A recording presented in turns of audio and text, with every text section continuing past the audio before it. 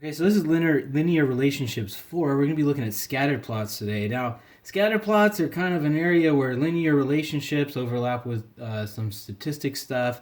So I'm going to be kind of leaning more on the Algebra 1 type stuff in this discussion. So the first thing I want to talk about is that when you get a scatterplot, the reason for this is when you go out into the real world and you collect data on things, it's not a perfect line like in math class. It looks a lot like this, where you've got these sort of scattering of data points. But that does not mean we can't figure out a relationship. I mean, as you can see, the points kind of go down, and this is what we'd call a negative correlation. So if the dots are going down, that's a negative linear correlation. If they're kind of going up, that's a positive linear correlation. And then other times it looks like, the paper's got dots all over it or something. That means that there's no correlation at all. So what we're going to do is we're going to try to figure out the relationship between the amount ordered, which is what we have down here, and then the cost per unit. So clearly you can see the more people order, their cost per unit goes down, which makes sense. So what you're going to do is you're going to draw a line through the center of the points. So I'm going to do that now.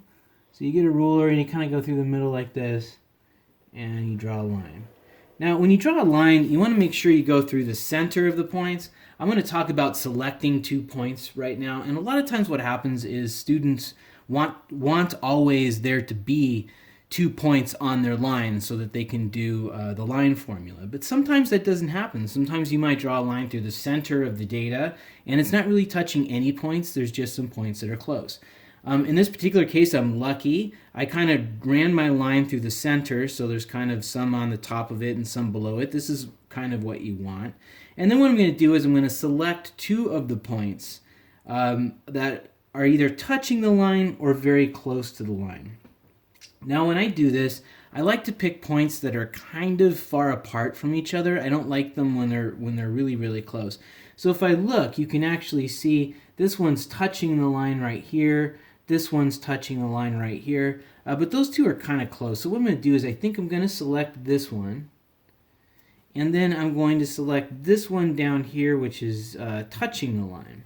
Okay. Now it's awful hard to read where those points are with this axis the way it's labeled. So a lot of times you have to look on the table. So this one looks like it's 30, and it looks like it's around, this is 250 up here, and this is 300, I suppose. So this is around 30 and 250. So this is probably this point right here, which is the 3257.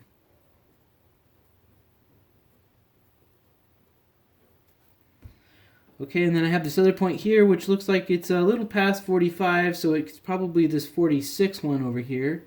And it says it's 155, so that's that one. So that point is 46, 155.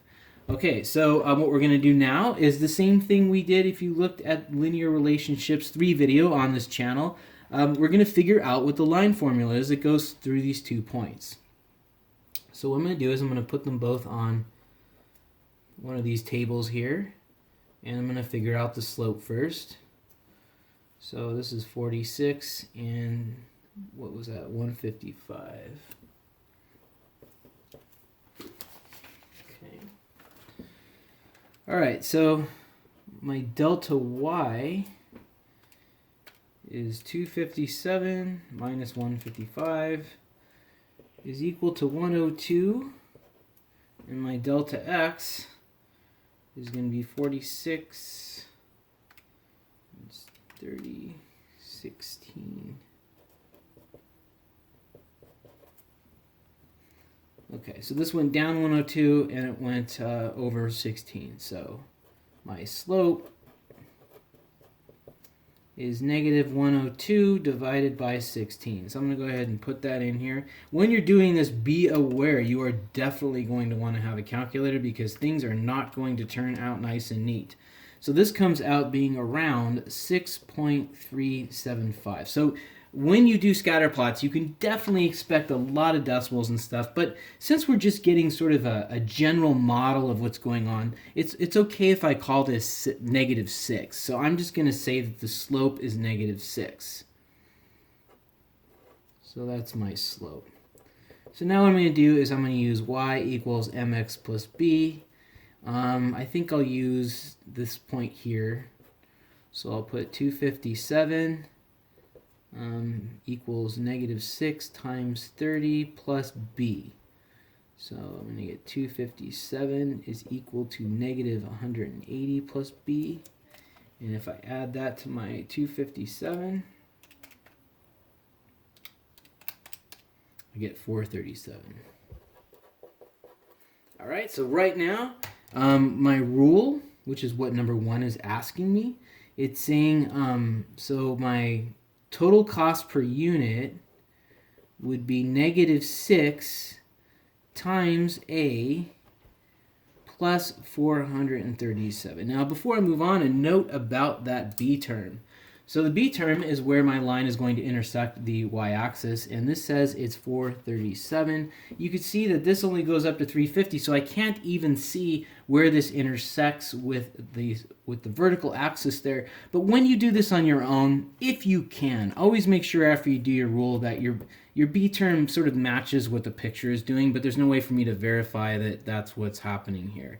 So I have that. If you want, you could always like sort of plug in some other points to test this rule. But for the most part, everyone kind of understands that there's a lot of wiggle room in these rules because, again, we're using a calculator. Now, there's an actual thing called a linear regression where you could do this in a computer and it will give you the best rule. But this is just sort of fudging it a bit. So what we're going to do here is answer this question. It says if someone orders 5 units, what will their cost per unit be according to the model?